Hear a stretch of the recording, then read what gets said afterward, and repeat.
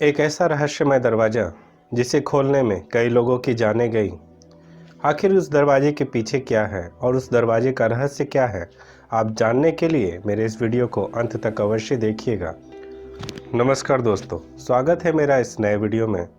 आज का वीडियो है पद्मनाभ मंदिर के ऊपर, जिसकी रहस्यमय घटनाओं और रहस्यमय दरवाजे के बारे में पहले से ही बहुत चर्चा हुई है। इसी के बारे में आज मैं पूरे विस्तार से आपको बताने वाला हूँ। आप मेरी वीडियो को पूरे अंत तक अवश्य देखिएगा। देवताओं की नगरी कहे जाने वाला केरल क्षेत्र, जैसे पुराने समय में त्रावणकोर बोला जाता था, जिसे आज आप केरल का त्रिवेंद्रम या तिरुवनंतपुरम के नाम से जानते हैं। जी हाँ दोस्तों, भारत का एक राज्य केरल और उसकी राजधानी तिरुवनंतपुरम, जहाँ पर स्थित है भगवान श्री विष्णु का एक भव्य मंदिर जिसका नाम है पद्मनाभ स्वामी मंदिर। इस मंदिर के विषय में, जो कि बहुत ही भव्य मंदिर है, इस बारे में तो बात करते ही हैं, पर 2011 के बाद से इस मंदिर के बारे में एक विशेष बात जो लोगों के सामने आई कि यह सबसे अधिक धनवान मंदिर है, जहां पर इतना अपार धन है जो कि विश्व का सबसे बड़ा खजाना कहलाता है, जिसकी कुल गिनती लगभग 1 लाख करोड़ से भी अधिक है। और पुरातन काल के होने के वजह से अगर उस हिसाब से इसको देखें, इस धन की कीमत उससे लगभग 10 गुनी अधिक भी हो सकती है। इसके अलावा इस मंदिर की एक खास बात और है, जहां पर यह धन रखा गया था वहां का गुप्त तहखाना, जहां कहा जाता है कि वहां पर विशेषकर जो दूसरा तहखाना है, जिसे तहखाना नंबर B कहते हैं, उस तहखाने के पीछे कुछ ऐसी गतिविधियां या ऐसा श्राप छुपा हुआ है, जिसके कारण जिसने भी उस तहखाने को खोलने की कोशिश की वह कुछ ही दिनों में मृत्यु को प्राप्त हो गया। आखिर ऐसा क्या है उस तहखाने के पीछे, आइए समझते हैं। पहले इसके इतिहास को समझते हैं दोस्तों। इस मंदिर का निर्माण आखिर कब हुआ दोस्तों, इसके बारे में ठीक जानकारी किसी को नहीं है। इस मंदिर का निर्माण माना जाता है कि 1733 ईस्वी के आसपास हुई है। त्रावणकोर के महाराजा मार्तंड वर्मा ने इस मंदिर का पुनर्निर्माण कराया था। पहले से भी यहाँ एक मंदिर थी, जिसके अलावे इस मंदिर को त्रावणकोर के महाराजा ने दोबारा बनवाया, जिसके नीचे एक बड़े तहखाने का निर्माण कराया गया, जिसमें यह सारी धन रखे हुए थे। कहा जाता है कि 10वीं शताब्दी में इस मंदिर का निर्माण किया गया था। हालांकि कहीं कहीं इस मंदिर को 16वीं शताब्दी में बना हुआ माना जाता है, लेकिन यह काफी साफ तौर पर कहा जाता है कि लगभग 400 साल पहले अर्थात 1750 ईस्वी में त्रावणकोर साम्राज्य के संस्थापक राजा मार्तंड वर्मा ने उस समय के आसपास के राजाओं को हराकर उन सारी राज्यों को अपने अधिकार में लेकर, अर्थात आसपास के सभी क्षेत्रों को मिलाकर त्रावणकोर का निर्माण किया था और इसे एक व्यापारिक क्षेत्र में रूपांतरित कर दिया था। बहुत ही उन्नत यह क्षेत्र होने की वजह से यहाँ पर आसपास के राज्यों से व्यापारी आकर व्यापार किया करते थे। यहाँ तक कि दूर दूर के देशों से और राज्यों से भी व्यापारी यहाँ आया करते थे, जिसमें वे अन्य स्थानों से कीमती सामग्री, सोने और चांदी के सिक्कों के अलावे हीरे जवाहरात आदि लाकर यहाँ पर व्यापार किया करते थे, जिसके बदले यहाँ से सुगंधित आयुर्वेदिक औषधियाँ, सुगंधित मसाले, विशेषकर काली मिर्च और सूखे मेवे, काजू, किशमिश इत्यादि यहाँ से लेकर जाया करते थे, जिसमें से यूनान, मेसोपोटामिया, ग्रीस, यरूशलेम एवं यूरोपीय व्यापारी शामिल थे। कुछ ही वर्षों में राजा मार्तंड वर्मा ने राज्य में इतनी अधिक धन एकत्र हो गया कि उन्होंने उसे रखने के लिए विशेष उपाय करने पड़े, जिसमें पद्मनाभ मंदिर का तहखाना भी बनाना पड़ा। माना जाता है कि जब अधिक धन और मंदिर की बात दूर दूर के देशों तक गई तो यहाँ पुर्तगालियों ने हमला किया, परंतु मार्तंड वर्मा कुशल युद्ध नीतियों के कारण उन्होंने उनको हराकर उनके जहाजों और बेड़ों पर कब्जा कर लिया। उनके द्वारा दूसरे देशों से लूटे गए धन को भी लेकर अपने मंदिर के तहखाने में रखवा दिया। जब राजा मार्तंड वर्मा की उम्र अधिक हो चली तो उन्होंने सन 1750 में इस राज्य और मंदिर के धन को श्री पद्मनाभ स्वामी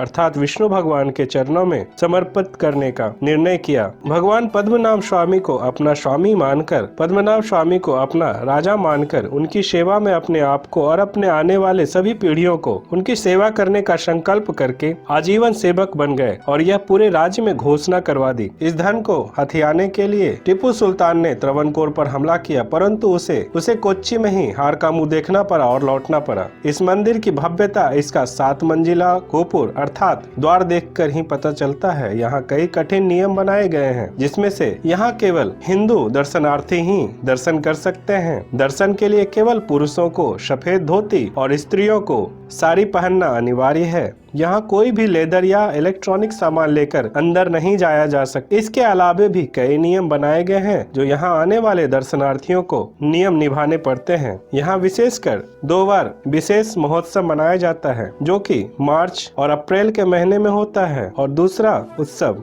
अक्टूबर और नवंबर के महीने के आसपास होता है। 2007 में 70 वर्ष के एक बुजुर्ग जो आईवी के पूर्व अधिकारी थे, जिनका नाम टीपी सुंदराजन था, जिन्होंने सन 2007 में अकल्पनीय काम किया, जिसमें उन्होंने हाईकोर्ट अर्थात उच्च न्यायालय केरल में एक याचिका दायर की कि मंदिर की सारी संपत्तियों को सार्वजनिक करके सभी को बताया जाए कि यहाँ कितनी धन संपत्तियां हैं, जिसके कारण लंबे समय तक जिरह और कोर्ट की कार्रवाई होने के बाद 2011 में सुप्रीम कोर्ट ने यह आदेश दिया कि इस मंदिर में रखे सारे धन का ब्यौरा कोर्ट के सामने पेश किया जाए। इसके लिए 30 जून 2011 को 7 दलों का एक समिति गठन किया गया, जिसमें टीपी सुंदराजन भी एक सदस्य थे। इसके बाद सभी मंदिर के गर्भगृह से होते हुए अंदर के तहखाने में जाने के लिए सबसे पहले ऊपर बने एक लोहे के दरवाजे को खोला गया, जिसके बाद एक मजबूत अंदर लकड़ी का दरवाजा था। उसे खोलने के बाद 20 फीट नीचे तहखाने में गए, जहाँ की 8 छोटे छोटे तहखाने में कमरे बने हुए थे, जिनमें बड़े मजबूत दरवाजे थे, जिन तहखानों का नाम दिया गया ABCDEFG और H। तहखाने का नाम दस्तावेजों में दर्ज किया गया। कोर्ट की कार्रवाई आगे होने के बाद 1 महीने बाद अर्थात 31 जुलाई 2011 को सर्वोच्च न्यायालय ने सभी तहखानों का दरवाजा खोलकर वहां पे रखे धन और सामान का ब्यौरा देने का आदेश जारी किया।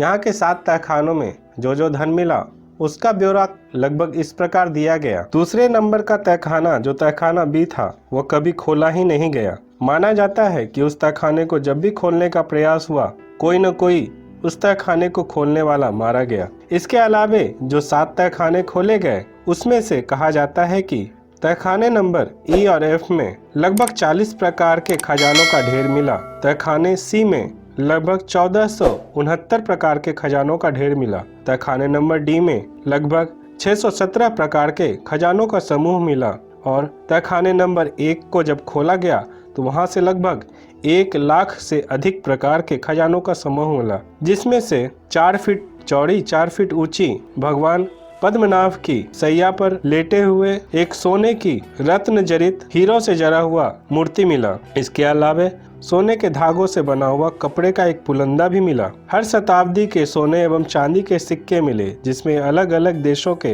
राज सिक्के शामिल थे। जिसके अलावा 6 फीट तक लंबे सोने के कई हार मिले और लंबे लंबे हीरो से जड़े हुए आभूषण भी मिले। इस सब के कारण इसे अब तक का मिला हुआ विश्व का सबसे बड़ा खजाना माना गया। इसे त्रावणकोर साम्राज्य, चोला साम्राज्य और पल्लव साम्राज्यों द्वारा बहुत ही संभाल कर रखा गया। कई तमिल दस्तावेजों के अनुसार 200 साल से भी अधिक पुराने थे। उनमें इस मंदिर को स्वर्ण मंदिर बताया गया है, जहां पर धन का अपार भंडार था। लुटेरों का हमला होता था, उनसे बचाने के लिए अलग अलग राज्यों के राजाएं भी अपने धन को यहाँ सुरक्षित रखवाते थे, क्योंकि यह स्थान सबसे अधिक सुरक्षित माना जाता था। महारानी गौरी लक्ष्मीबाई के समय उस समय के सभी दूर दूर के राज्यों को एक सरकार के अधीन एकत्र किया गया ताकि उसे लुटने से बचाया जा सके। इसी कारण इस मंदिर में इतना धन एकत्र हो गया और सुरक्षित भी रखा गया।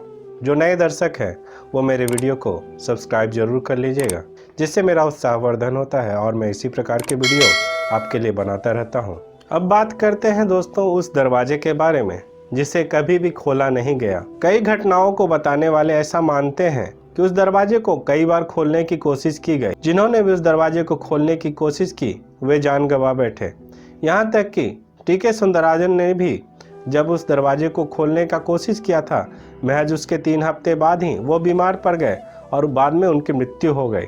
इसके कुछ ही दिनों बाद यहाँ के सेवकों ने यह चेतावनी जारी कर दी कि इस दरवाजे को यदि कोई खोलने का प्रयास करता है तो यहाँ पर भयानक आपदा आने की संभावना है और मंदिर को भी भारी नुकसान पहुंच सकता है। इसके अलावा माना जाता है कि वह 7वां द्वार ऐसे मंत्रों से बंधित है जिसे खोलना आसान नहीं है। कई कहानियों के अनुसार यह कहा जाता है कि इस मंदिर में इस प्रकार के कई गुप्त भेद छुपे हुए हैं जिसे आम लोगों को जानना उचित नहीं होगा। कई कहानियों के अनुसार माना जाता है कुछ दरवाजे के पीछे एक सर्प नगरी है। एक सर्प नगरी में जाने का द्वार है जो कि इस धन की रक्षा करते थे।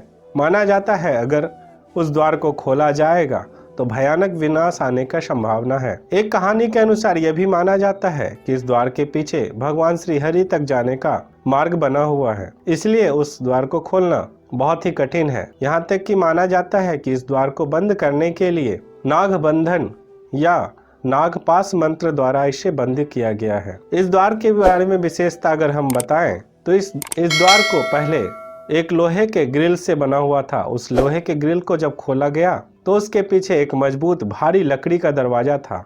उस भारी लकड़ी के दरवाजे को जब खोला गया तो उसके पीछे एक मजबूत लोहे का दरवाजा था जो किस धातु का बना हुआ है ठीक पता नहीं चलता, परंतु यह लगता है कि वह लौह धातु है। पर माना जाता है कि वह लौह धातु इस प्रकार का है जिसे तोड़ना या खोलना एक प्रकार से असंभव है, क्योंकि उस पर ना कोई नट बोल्ट है, न कोई कब्जा है, ना ही कोई ताला लगा है। मात्र उस पर 2 बड़े बड़े सर्पों की छवि बनी हुई है जो बहुत ही डरावनी मालूम पड़ती है। रिसर्चरों ने जब उस पे कान लगाकर देखा तो उन्हें पीछे से सांप के सरकने या झुनझुने जैसी आवाज सुनाई दी। साथ ही उन्हें ऐसा भी लगा कि उसके पीछे किसी नदी के बहने की आवाज आ रही है। तब सभी ने ऐसा सोचा कि यदि यह मार्ग खोला गया तो हो सकता है कि इस मार्ग के पीछे जो नदी बह रही है उसका जल इस पूरे तहखाने को डुबो दे। इससे मंदिर की नींव कमजोर पड़ जाए और मंदिर भी धराशायी हो सकती है। इस कारण इस द्वार को ना खोलने का निर्णय लिया गया। कोर्ट की कार्रवाई अभी जारी है दोस्तों। इस पर जब तक कोर्ट का आखिरी निर्णय नहीं होता तब तक इस द्वार को खोलना असंभव है। इस द्वार के बारे में और भी बहुत सारी दंत कथाएं हैं जिसके बारे में कोई सत्यापन नहीं कहा जा सकता कि क्या सही है और क्या गलत। अचरजकारी यह द्वार है जिस पर न कोई कब्जा है न कोई नट बोल्ट, और इसे एक मंत्र द्वारा बंद किया गया है जो उस समय के किसी महान पंडित द्वारा बोलकर इसे बंद किया गया था, और उसके काट वाले मंत्र द्वारा ही इसे खोला जा सकता है, जो कि इस धरती पर आज के समय में कोई वैसा पंडित या पुरोहित नहीं जो उस द्वार को खोलने का मंत्र जानता हो। तो दोस्तों, इस मंदिर के बारे में जितनी भी जानकारियाँ मुझे मालूम थी मैंने इस वीडियो में आपको बताई है।